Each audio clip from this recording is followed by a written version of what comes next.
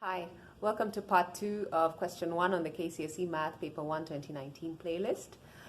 So let's go ahead and continue from where we left off. So we had already done all the hard work in part 1. So we had essentially figured out that we need to write all these numbers into whole numbers. I mean, we need to convert all these decimals into whole numbers to make our division easier.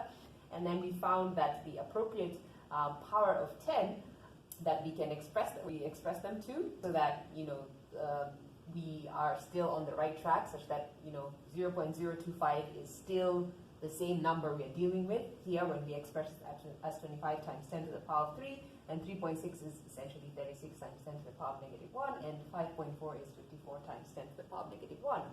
So of course now when we separated this equation such that we just multiply the powers of 10 together, or we evaluate them together, we found 10 to the power of 3. That be 10 to the power of negative 1 divided by 10 to the power of negative 3 times 10 to the power of negative 1 gives us 10 to the power 3.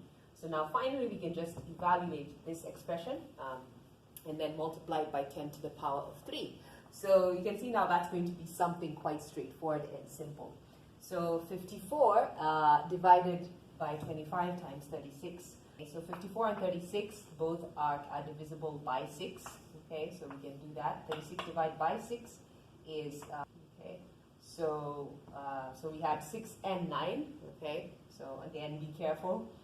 And so when we divide this again by 3, that gives us 2. So therefore, okay, so that makes sense. 36 divided by 6 is 6. 54 divided by 6 is 9. And then again, when we divide 9 by 3, you get 3, and 6 divided by 3, we get 2. So now we have 3 divided by 25 times 2. Okay, so that's 3 over 50 essentially. So we can rewrite this expression as 3 over 50 times 10 to the power of 3.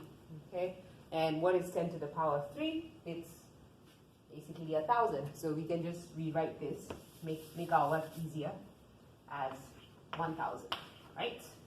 Okay, so now we can do the division easily now, right? So cancel out these two zeros, and then 5 and 100. Those 5 goes into 100 20 times. 20 times 5 is 100. So here you're left with 1, and here you have 20. So 3 times 20 is 60.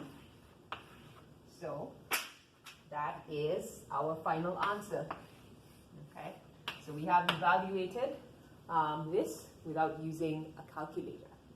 Okay, so with this sort of problem, it's just the best thing to do is always just express it as whole numbers. Okay, avoid decimals, remove all the decimals, and then find the particular power of 10 that is equivalent to your original value.